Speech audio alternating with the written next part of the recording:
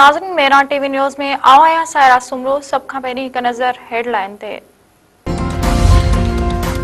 पंजाब काबीना तहरीक लबैक पाकिस्तान मथा पाबंदी जी मंजूरी ॾेई छॾी। समरी वफ़ाक़ी हुकूमत न उमाणी वई।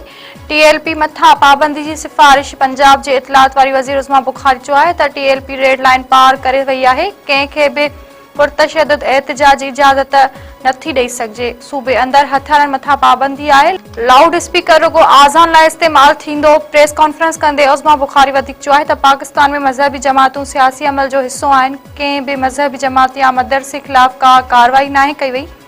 एहतजाज जे सटके पंजाब जी माण्हुनि मुकमल तौर रद्द करे छॾियो। सोशल मीडिया ते चिड़ ॾियारींदड़ मवाद ऐं ग़लति ख़बरूं पखींदड़नि ख़िलाफ़ कार्रवाई थींदी। उत्तर वज़ीरिस्तान में फोर्सेस जे हमले जी कोशिश नाकाम। 4 ख़ारजी मारिजी विया। सिक्योरिटी ज़रियन मौजिब मीर अली वारे इलाइक़े में हिक ख़ारजी बारूद सां भरियल गाड़ी फोर्सेस जी कैंप जी भित सां टकराए छॾी। हमले में कैंप जी भित खे नुक़सान पहुतो, जंहिं बाद 3 ॿियनि ख़ारजियुनि कैंप में दाख़िल थियण जी कोशिश कई। सिक्योरिटी फोर्सेस जी कार्रवाई में 3 दहशतगर्द मारिजी विया। ख़ारजियुनि जे हमले में सिक्योरिटी फोर्सेस खे को बि नुक़सान न पहुतो।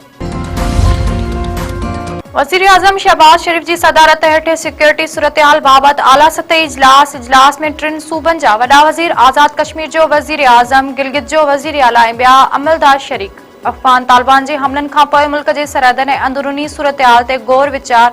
इजलास में अहम फ़ैसिलनि जो इम्कान। गवर्नर केपीके फैसल करीम कुंडी चयो आहे त सूबे में अमन अमान लाइ ऑपरेशन थियणु घुरिजे। ऑपरेशन ते इत्तफ़ाक़ राय ज़रूरी आहे। दहशतगर्दी सबब केपीके सभ खां वधीक मुतासिर थियो आहे। डीआई खान में मीडिया सां ॻाल्हाईंदे फैसल करीम कुंडी वधीक चयो आहे त जेकी मुल्क जे आइन ऐं कानून खे नथा मञनि उन्हनि सां ॻाल्हियूं न थियणु घुरिजनि।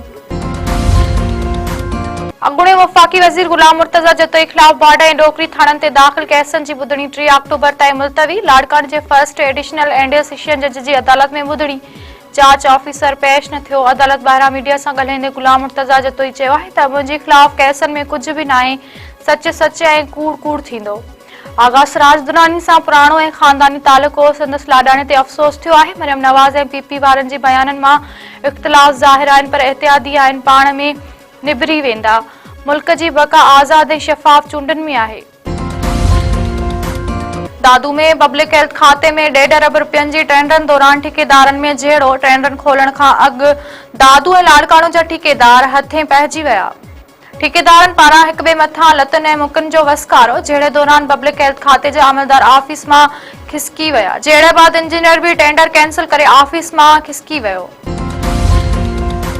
हैदराबाद में पुलिस जो गैर कानूनी रहंदड़ अफ़गाननि ख़िलाफ़ ऑपरेशन। 12 ॼणा गिरफ़्तार। साइड जे इलाइक़े शाह लतीफ़ कॉलोनी ऐं ॿियनि हंधनि ते अफ़गाननि ऐं शकी माण्हुनि ख़िलाफ़ सर्च ऑपरेशन।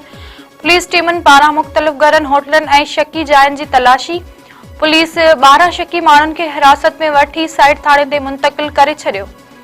एसएसपी हैदराबाद जो चवणु आहे त गैर कानूनी तौर रहंदड़ परॾेहिनि ख़िलाफ़ बिना फ़र्क़ जे कार्रवायूं जारी रहंदियूं।